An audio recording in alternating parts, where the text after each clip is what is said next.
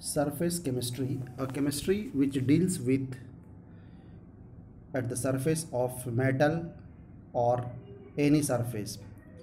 Metal surface means a metal surface on which atmospheric gases, dust, moisture all are absorbed. While absorbing it on the surface, lie on the surface, and it slowly it decay. Slowly it destroy the upper surface, and this phenomena is said to be surface phenomena. And due to this surface phenomena, if suppose that we are taking an example of that, very well known example, that is rusting of iron. As you know, rusting of iron means what? See, this is a iron rod. This iron rod contain both Fe2 plus and Fe3 plus.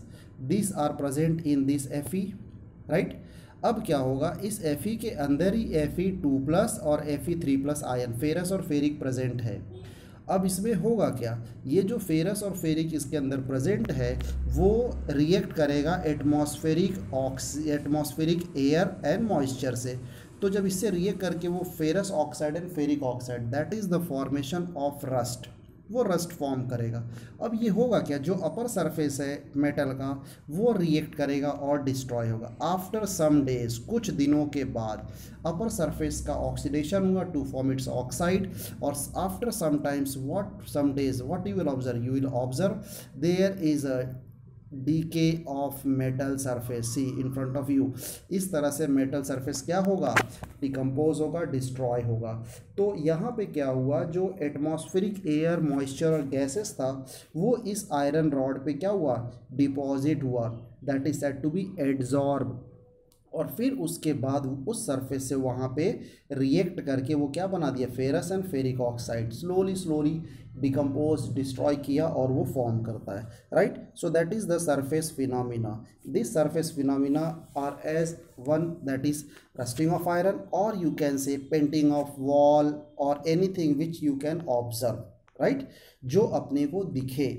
अब यहाँ पे in this surface chemistry there are certain terms are defined or involved, that is, first is adsorption. What do you mean by adsorption? Adsorption means what? Here see, I am just drawing here, this is a adsorbent large surface area, this is adsorbent, and in which a small surface area which is adsorbed. So this large surface area is said to be adsorbent, and small surface area is adsorbent and small surface area is adsorbate।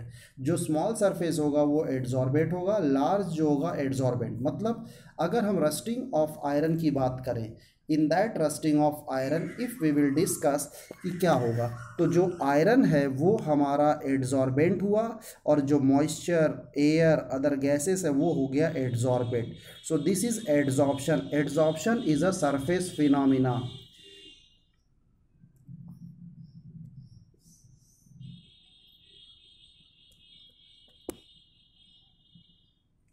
Adsorption is a surface phenomena.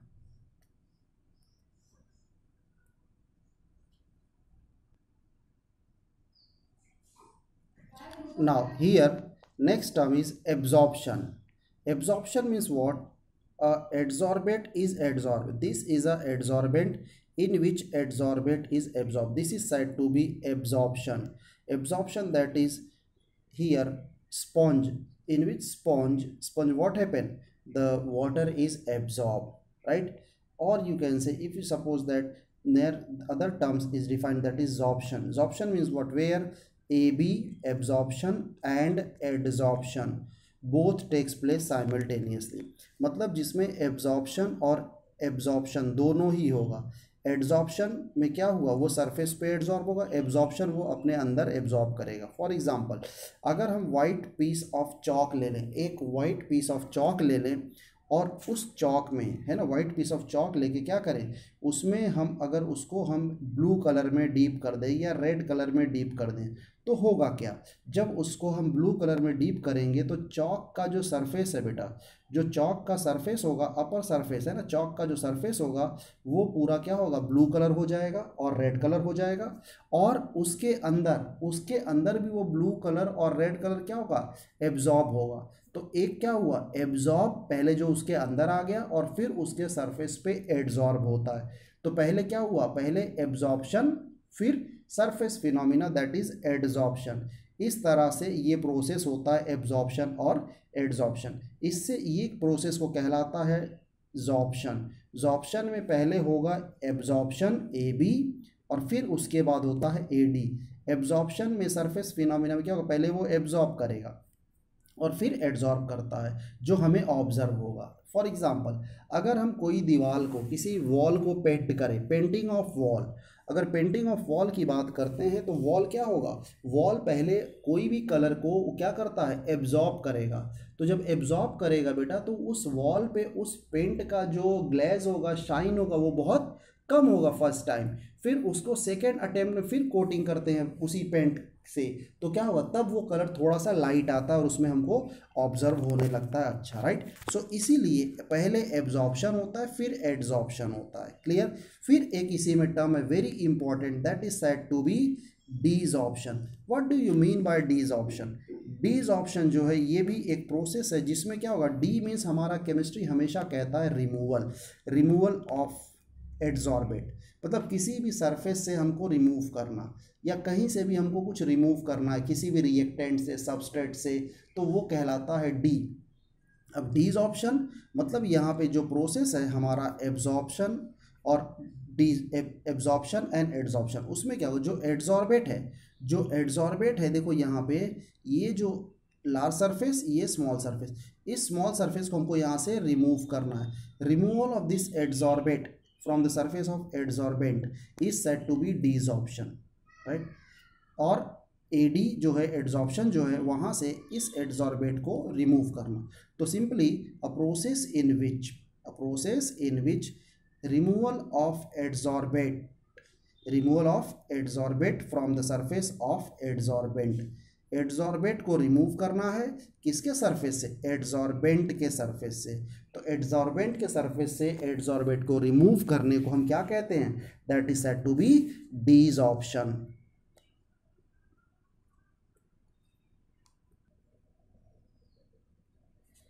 फिर बहुत ही important part है, that is जो adsorption होगा, adsorption are classified into two types, one is physical adsorption and one is chemical adsorption, or it is also said to be physiosorption और chemisorption।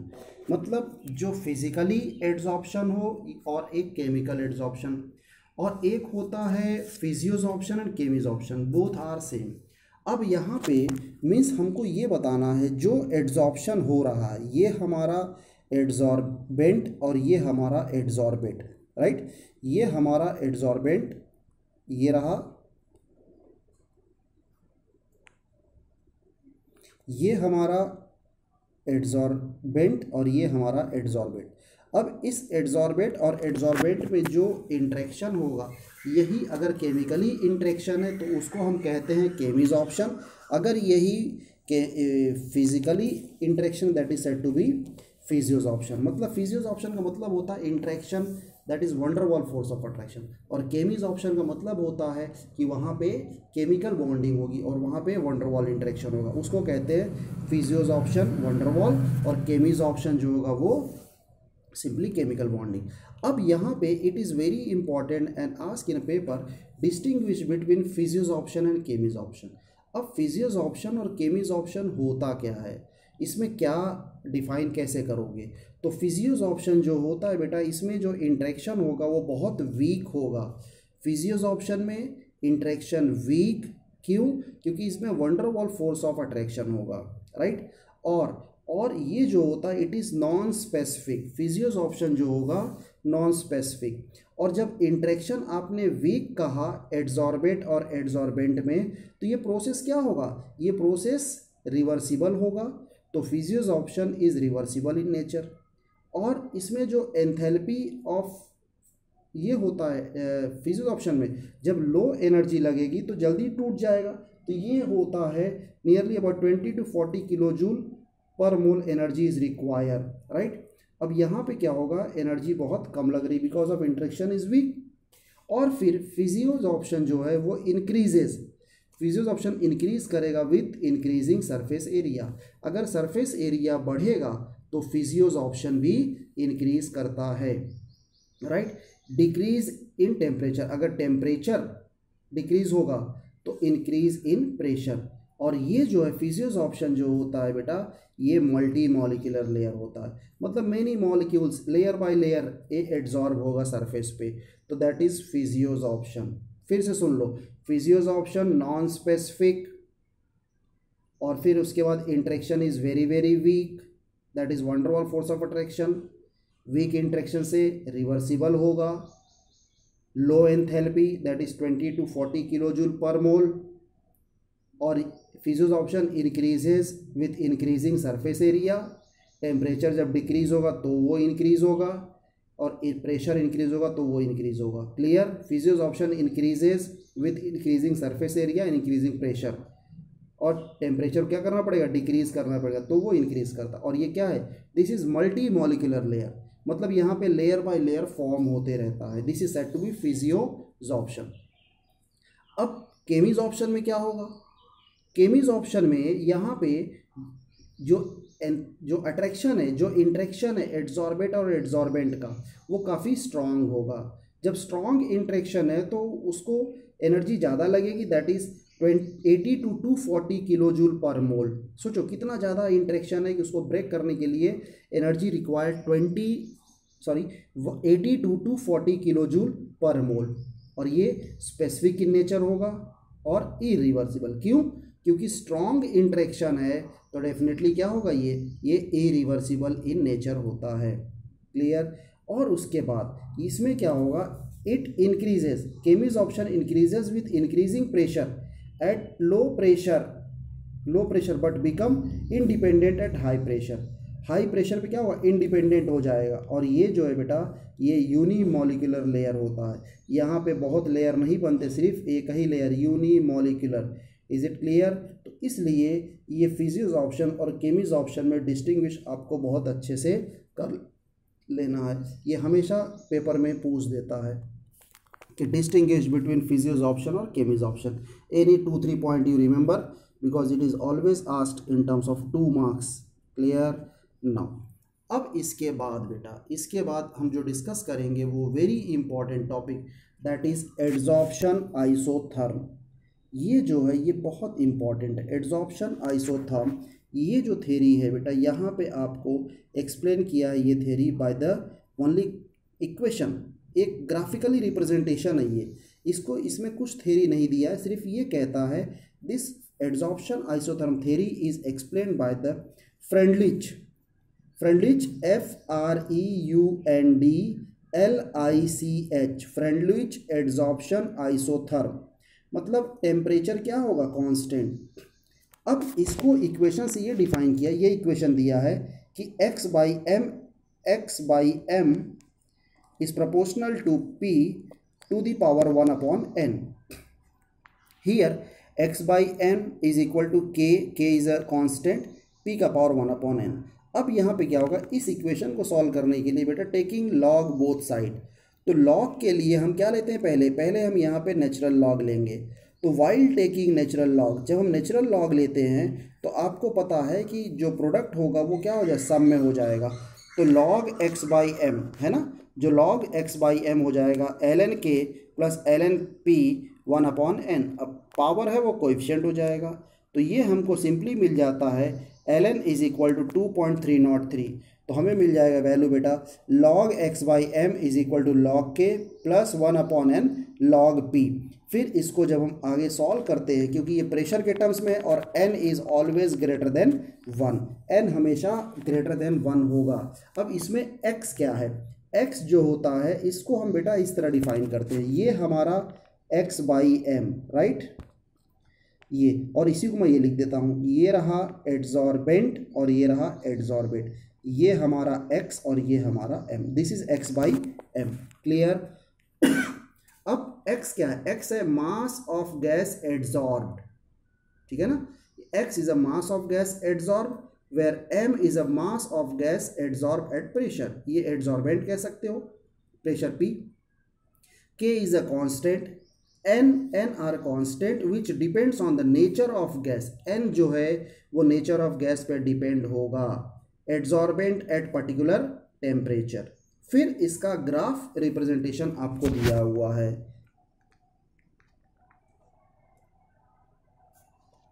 Now see, अब इसी को हमने ये बता दिया log x by m is equal to log के plus 1/n log b, ये इक्वेशन का फ्रेंडलीच। अब इसको हम लोग रिलेट करते हैं बेटा y is equal to M X plus C, ये ना स्ट्रेट लाइन इक्वेशन।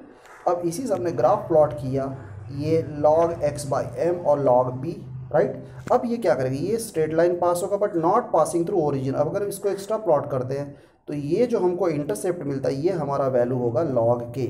क्लियर। तो इस तरह से हम इसको रिलेट करते हैं और फाइंड आउट करते हैं, ठीक। और ये है हमारा adsorbent isotherm adsorption, Freundlich isotherm adsorption. अब इसी को एड्सॉर्प्शन आइसोथर्म, अब यहाँ पे क्या है देखो, इसको हमने एक और भी दे दिया है कि यहाँ पे आपने ग्राफ प्लॉट किया x बाई एम है ना, दैट इज एड्सॉर्प्शन, और ये प्रेशर के टर्म्स में, और ये कांस्टेंट टेम्परेचर पर्टिकुलर कांस्टेंट। यहाँ जब टेम्परेचर T होगा तो देखो ये कर्व मिला, जब टेम्परेचर राइज किया तो ये प्रेशर राइज करेगा, टेम्परेचर राइज किया और टेम्परेचर राइज किया। तो इस तरह से ये डिफरेंट टेम्परेचर पे डिफरेंट ग्राफ हमको ऑक्यूपाई करता है। As temperature increases pressure also increase, और फिर एक टाइम ऐसा आएगा वो स्ट्रेट लाइन हो जाएगा जो आपका फ्रेंडलिच एड्सॉर्प्शन आइसोथर्म एक्सप्लेन करता है। क्लियर।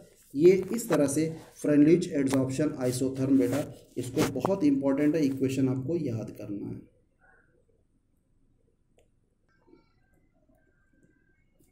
सेम यही जो फ्रेंडलिच एड्सॉर्प्शन आइसोथर्म बेटा एट गैसियस फेज में आपने लिखा है यहाँ पे, अगर यही लिक्विड फेज होगा तो सेम इक्वेशन अगर एड्सॉर्प्शन का जो सोल्यूशन वो फेज दूसरा हो जाए, लिक्विड फेज हो जाए, तो क्या होगा, same equation x by m is equal to k c का पावर 1/n। अब इसको जब सॉल्व करोगे बेटा तो हमें इक्वेशन यही मिलेगा, log x by M plus log के plus 1/n log C. C is a concentration of the solution, बाकी एवरीथिंग रिमेन्स सेम, सब कुछ वही होगा। ये जो C है ये क्या है, ये कॉन्सेंट्रेशन ऑफ सॉल्यूशन है, जो भी सॉल्यूशन है उसका concentration of solution that is C। इस तरह से ये गैसियस फेज से और लिक्विड फेज दोनों में आपको एक्सप्लेन किया गया है। क्लियर। अब इस एड्सॉर्प्शन का बेटा व्हाट इज एप्लीकेशन, जब इतना आपने पढ़ा एड्सॉर्प्शन ये है, फिजियोसॉर्प्शन, केमिसॉर्प्शन, फ्रेंडलिच एड्सॉर्प्शन, फिर what is the application of adsorption. तो एप्लीकेशन में आपको सिर्फ ये आना चाहिए, ये 2-3 पॉइंट आपको जानते रहो। एक होता है first application that is production of high vacuum, second gas mask, third controlled humidity. Adsorption जो है वो कंट्रोल्ड ह्यूमिडिटी, गैस मास्क और production of high vacuum. Fourth point removal of colouring matter, कोई भी कहीं पे भी ज़्यादा कलर्ड है उसमें से क्या करेगा, उसको कलर मैटर को रिमूव करेगा, that is said to be removal of colouring matter. Next है हेट्रोजीनियस कैटालिसिस, यह भी हम एक्सप्लेन करेंगे आगे। क्रोमेटोग्राफी भी आपने सुना होगा। What do you mean bye chromatography जो होता है बेटा, इसका मतलब क्रोमा मतलब होता है कलर, मतलब सेपरेशन ऑफ ऑर्गेनिक कंस्टिट्यूएंट, जो भी ऑर्गेनिक कंपाउंड आपको दिया है उसके अंदर कितने कंस्टिट्यूएंट प्रेजेंट है उसको हम आइडेंटिफाई करते हैं, उसको हम सेपरेट करते हैं on the basis of colour, that is said to be chromatography, separation on the basis of colour. फिर है separation of inert gas, right, separation of inert gas. Clear. और एक आपने छोटा सा आपने पढ़ा होगा 10th क्लास में, that is froth flotation process. Froth flotation क्या होता है, फ्रोथ फ्लोटेशन जो है वो सल्फाइड ओर को एक्सट्रैक्ट करने के लिए यूज़ किया जाता है, राइट, सल्फाइड ओर हम एक्सट्रैक्ट करते हैं। क्लियर। तो इस तरह से ये फ्रोथ फ्लोटेशन, ये सब क्या है, एड्सॉर्प्शन के एप्लीकेशन है। तो कम से कम एटलीस्ट 3-4 पॉइंट आपके दिमाग में होना चाहिए। पहला production of high vacuum, second gas mask, third control humidity, fourth removal of colouring matter, fifth heterogeneous catalysis, six chromatography, seventh separation of inert gas, and 8 that is froth flotation process. तो इस तरह से इसको आप prepare करिए।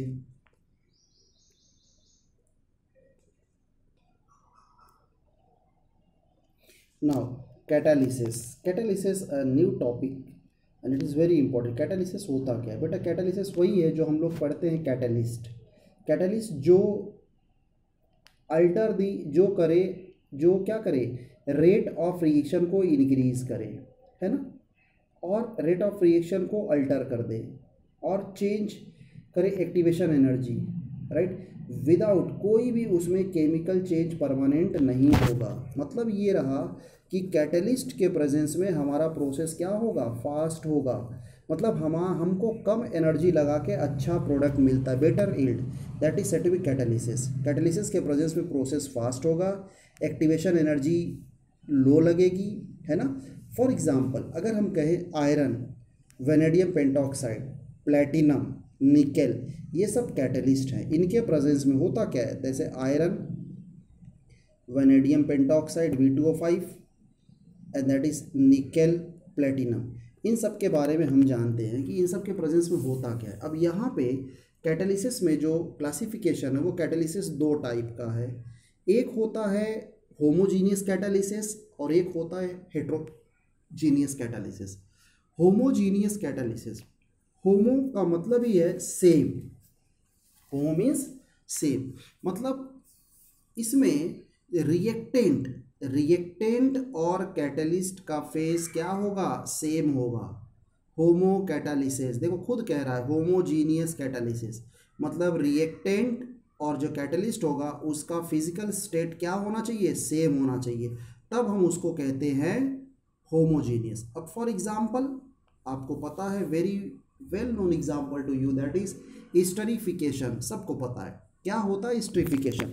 Esterification जब भी पूछा जाता है आप कहते हो सर फॉर्मेशन ऑफ ईस्टर। तो फॉर्मेशन ऑफ ईस्टर जो हो रहा है बेटा वो किसके साथ होता है, वो होता है कार्बोक्सिलिक एसिड और अल्कोहल। तो कार्बोक्सिलिक एसिड और अल्कोहल जब रिएक्ट करेंगे तो वो इन प्रेजेंस ऑफ, देखो सल्फ्यूरिक एसिड के प्रेजेंस में वो क्या देगा, there is a formation of ester. तो जो रिएक्टेंट हमारा है कार्बोक्सिलिक एसिड और अल्कोहल, है ना, तो कार्बोक्सिलिक एसिड और अल्कोहल दोनों ही रिएक्टेंट है, और जो कैटलिस्ट है सल्फ्यूरिक एसिड वो भी क्या है, वो भी लिक्विड स्टेट में है। तो रिएक्टेंट और कैटलिस्ट दोनों लिक्विड स्टेट में है, तो हम उसको क्या कहते हैं, that is said to be homo catalysis. Clear. Homo catalysis में क्या होना चाहिए, फेज सेम होना चाहिए। या एक और एग्जांपल देख लो, फॉर एग्जांपल क्या होता है, जैसे सल्फर डाइऑक्साइड है SO2, ये SO2 को अगर हम ऑक्सीजन से रिएक्ट करा दें तो क्या बनेगा, there is a formation of SO3। अब ये SO3 जो बन रहा है ये किसके प्रेजेंस बनेगा, इन प्रेजेंस ऑफ NO गैस, ये नाइट्रोसिल गैस NO गैस के प्रेजेंस में होता है। अब ये जो NO गैस है ये गैसियस फेज में है, और हमारा रिएक्टेंट सल्फर डाइऑक्साइड और ऑक्सीजन दोनों ही गैसियस फेज में। तो रिएक्टेंट और कैटलिस्ट दोनों का फेज एक है, तो इसको हम क्या कहेंगे, that is said to be homo catalysis और होमोजीनियस कैटालिसिस। फिर सेकेंड पार्ट है हेट्रोजीनियस कैटालिसिस, जस्ट इसी का अपोजिट। हेट्रो का मतलब होता है डिफरेंट, मतलब रिएक्टेंट और कैटलिस्ट का फेज क्या हो, अलग अलग हो। रिएक्टेंट और कैटलिस्ट का फेज जब अलग अलग होता है तो उसको हम क्या कहते हैं, that is said to be heterogeneous catalysis. For example, ये भी बहुत अच्छा एग्जांपल है जो आपको पता होगा, that is formation of ammonia. Ammonia का जो फॉर्मेशन होता है वो बेटा होता है हैबर प्रोसेस में, सबको पता है। अब हैबर प्रोसेस जो अमोनिया फॉर्मेशन होगा उसमें होता क्या है, nitrogen gas, hydrogen gas gives ammonia gas. तो नाइट्रोजन हाइड्रोजन ये गैस है, लेकिन ये जो रिएक्शन होगा ये होगा इन प्रेजेंस ऑफ आयरन। ये बेटा आयरन के प्रेजेंस में होता है, और आयरन क्या है, आयरन इज अ सॉलिड। तो यहाँ पे गैसियस फेज देखो रिएक्टेंट है, और जो कैटलिस्ट है वो सॉलिड स्टेट है। मतलब क्या हुआ, दोनों का रिएक्टेंट और कैटलिस्ट का फेज डिफरेंट हुआ, तो ये क्या कहलाएगा, that is said to be heterogeneous catalysis. और आपको ये भी पता होगा ऑसवाल्ड प्रोसेस। ऑसवाल्ड प्रोसेस में होता क्या है, ऑसवाल्ड प्रोसेस में हम प्रिपेयर करते हैं नाइट्रिक एसिड। उसमें एक स्टेप है अमोनिया का, जब हम ऑक्सीडेशन करते हैं तो अमोनिया का जब ऑक्सीडेशन करेंगे तो हमें क्या मिलेगा, अगेन नाइट्रोसिल गैस NO। तो वो जो NO बनता है बेटा वो रिएक्शन होगा इन प्रेजेंस ऑफ प्लेटिनम। फिर देखो ऑसवाल्ड प्रोसेस में अमोनिया रिएक्ट विथ ऑक्सीजन, तो अमोनिया और ऑक्सीजन दोनों गैसियस फेज में है, प्लेटिनम हमारा क्या है सॉलिड फेज में, तो ये क्या हुआ that is also heterogeneous catalysis, यहाँ पे रिएक्टेंट और कैटलिस्ट का फेज डिफरेंट है। ऐसे ही कॉन्टैक्ट प्रोसेस में sulphuric acid, contact process sulphuric acid, sulphur dioxide और ऑक्सीजन दोनों रिएक्ट करते हैं in presence of vanadium pentoxide. अब क्या हुआ, सल्फर डाइऑक्साइड और ऑक्सीजन दोनों गैसियस फेज में है, ये रिएक्टेंट है, और vanadium pentoxide is a catalyst that is in a solid state. तो अब इनका फेज डिफरेंट, तो क्या हो गया that is said to be heterogeneous catalysis. या फिर आपने पढ़ा होगा hydrogenation, that is vegetable oil का हाइड्रोजिनेशन करते हो इन प्रेजेंस ऑफ, अब क्या हुआ रिएक्टेंट हमारा vegetable oil liquid, hydrogenation gas, और उसमें किसके प्रेजेंस रिएक्शन होगा, रिएक्शन होगा इन प्रेजेंस ऑफ निकेल। तो निकेल क्या है सॉलिड, और बनता क्या है वेजिटेबल घी, सॉलिड बन जाता है। तो हमें प्रोडक्ट से नहीं मतलब, हमें रिएक्टेंट और कैटलिस्ट। तो रिएक्टेंट हमारा लिक्विड है तो वो सॉलिड है, इसीलिए क्या हुआ हेट्रोजीनियस कैटालिसिस। इस तरह से इसको कैटालिसिस को हमको जानना चाहिए। यहीं पे कैटालिसिस में कुछ टर्म्स हैं बेटा, एक होता है प्रमोटर, राइट। प्रमोटर क्या होता है, प्रमोटर जो है वो सिर्फ उसका काम है वो कैटलिस्ट के पावर को, कैटलिस्ट की एक्टिविटी को इंक्रीज करता है, बस इतना ही काम है। प्रमोटर वनली एक्टिवेट दी कैटलिस्ट, वो कैटलिस्ट को एक्टिव बनाता है। क्योंकि लॉन्ग प्रोसेस में अमोनिया के प्रोसेस में, जैसे हैबर प्रोसेस में अमोनिया बनता है, तो वहाँ पे क्या होगा मॉलिबेडनम को हम प्रमोटर कहते हैं, molybdenum is used as a promoter. क्यों, क्योंकि अमोनिया के प्रेजेंस में जो कैटलिस्ट है आयरन, अब वो कंटिन्यूअस प्रोसेस होता है, नाइट्रोजन हाइड्रोजन हमेशा रिएक्ट करके अमोनिया बनाता रहेगा, तो जिससे होगा क्या आयरन का पावर कम हो जाता है। तो उसकी पावर को बढ़ाने के लिए, अमोनिया के इल्ड को कंट्रोल करने के लिए हम उसमें मॉलिबेडनम मिलाते हैं। तो मॉलिबेडनम क्या करेगा, मॉलिबेडनम जो कैटलिस्ट है उसकी पावर को बढ़ाता है, इंक्रीज करता है, राइट। ये है प्रमोटर। फिर आता है बेटा कैटालिटिक पॉइजन और इनहिबिटर। पॉइजन और इनहिबिटर मतलब क्या करें, जो कैटलिस्ट की एक्टिविटी को, जो कैटलिस्ट के पावर को क्या करे, कम करे, डिक्रीज करे, रिड्यूस करे, उसको हम कहते हैं इनहिबिटर। कैटलिस्ट की एक्टिविटी और पावर को कम करना is said to be inhibitor और पॉइजन। अब इसमें है क्या, यहाँ पे आपको याद होगा carbon monoxide, carbon monoxide in Haber process, Haber process में क्या बनता है अमोनिया। तो जहाँ अमोनिया बन रहा है अगर वहाँ पे हम कार्बन मोनोऑक्साइड यूज़ करते हैं तो क्या होगा, वो आयरन की एक्टिविटी को रिड्यूस करेगा, कम करेगा, इसीलिए ये पॉइजन का काम करता है, इनहिबिटर कहलाता है। क्लियर। तो इस तरह से ये कुछ टर्म्स आपको आना चाहिए। क्लियर।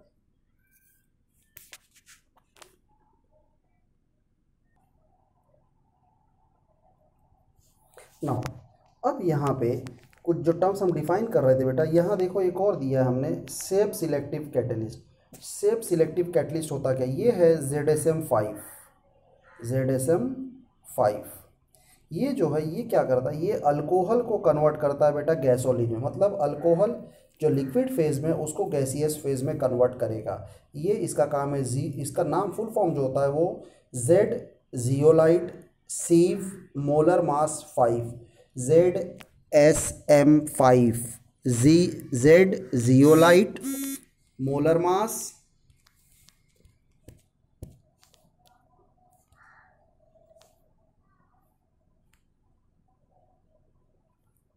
ये ZSM5 that is zeolite molar mass, S से सीव, जियोलाइट सीव मोलर मास, और ये 5, ठीक है। तो इस तरह से अब यहाँ पे देखो सेलेक्टिविटी, सेलेक्टिविटी का मतलब होता है कि हम अकॉर्डिंग टू द प्रोसेस, हम according to the process catalyst का सिलेक्शन करते हैं। जैसे कि आपने देखा बेटा हैबर प्रोसेस में हम आयरन को सेलेक्ट करते हैं, राइट। ऑसवाल्ड प्रोसेस में हम NO को एक्ट करते हैं, नाइट्रोसिल को NO, और जो हमारा कॉन्टैक्ट प्रोसेस है वहाँ पे वेनेडियम पेंटॉक्साइड। हाइड्रोजिनेशन में हम लेते हैं निकेल को। ये जो है सेलेक्टिविटी, मतलब प्रोसेस के अकॉर्डिंग हम कैटलिस्ट को सेलेक्ट करते हैं, ठीक है। फिर प्रमोटर आपको बता ही दिया, फिर इनहिबिटर भी आपको बता दिया। तो इस तरह से ये कैटलिस्ट के कुछ पार्ट है। अब यहाँ पे बेटा जो कैटलिस्ट का रोल जो होता है ये है mechanism, very important, lock and की। देखो यहाँ पे लिखा है लॉक एंड की। लॉक एंड की मैकेनिज्म क्या होता है, देखो ये हमने बनाया एंजाइम, एंजाइम को हमने किससे बनाया, ई से, और ये सबस्ट्रेट और रिएक्टेंट, दिस इज सबस्ट्रेट और रिएक्टेंट, दिस इज एंजाइम। अब एंजाइम और ये सबस्ट्रेट दोनों क्या होंगे, रिएक्ट करके क्या बना देते, there is a formation of adsorption, मतलब ये जो सबस्ट्रेट है वो एंजाइम के ऊपर क्या होगा, एड्सॉर्ब हो जाएगा, उसके सरफेस पे रिएक्ट करेगा, बॉन्ड बना लेगा। फिर वो जो एड्सॉर्ब हुआ वहाँ क्या प्रोसेस हो रहा है, there is a formation of again desorption. देखो यहाँ पे डी लिखा है, डीसॉर्प्शन, मतलब ये जो एंजाइम है जो उसके सरफेस पे एड्सॉर्ब हो गया वो फिर क्या होगा, रिमूव होगा। तो एंजाइम एज इट इज़, और बाकी प्रोडक्ट देखो ये जो रिएक्टेंट हमारा सबस्ट्रेट ये था वो चेंज होकर प्रोडक्ट में देखो दो पार्ट में टूट गया। मतलब ये जो प्रोसेस है ये प्रोसेस ऐसे नहीं हो रहा था अकेले, तो यहाँ पे क्या किया हमने, एंजाइम के साथ रिएक्ट कराया, तो there is a formation of E Z complex, sorry E और सबस्ट्रेट कॉम्प्लेक्स बना, दैट इज एड्सॉर्प्शन। फिर उसके बाद वो क्या होगा वहाँ पे डीसॉर्प्शन, मतलब सबस्ट्रेट रिमूव हो जाएगा और आपको ये सबस्ट्रेट इनटू प्रोडक्ट और एंजाइम एज इट इज़। क्योंकि आपको हमको सबको पता है कभी भी एंजाइम रिएक्शन में पार्टिसिपेट नहीं करता, वो खाली रिएक्शन को प्रोसीड कराता है और प्रोडक्ट में कन्वर्ट करता है, ठीक, ये होता है प्रोसेस।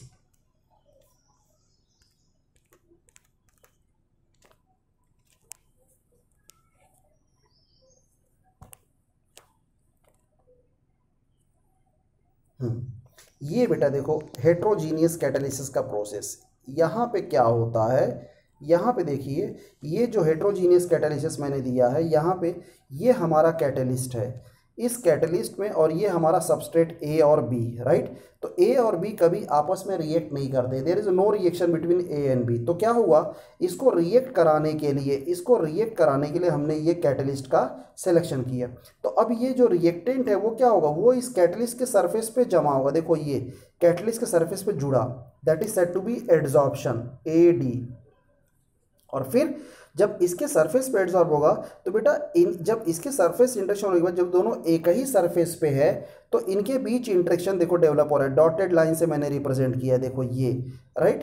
तो इस तरह से ये डॉटेड लाइन है जो ये इंटरेक्शन इसमें हो रहा है। फिर एक टाइम ऐसा आएगा यहाँ पे डीसऑर्प्शन हो, मतलब ये जो पार्ट है यहाँ से क्लीवेज, ये यहाँ से क्लीवेज, मतलब एंजाइम जो है वो एज इट इज कैटलिस्ट जो है रिमूव हो जाएगा और बाकी आपका जो ए बी नॉन रिएक्टिंग था वो दोनों रिएक्ट करके एक प्रोडक्ट बना दिया, that is the product, right. ये होता है एड्सॉर्प्शन।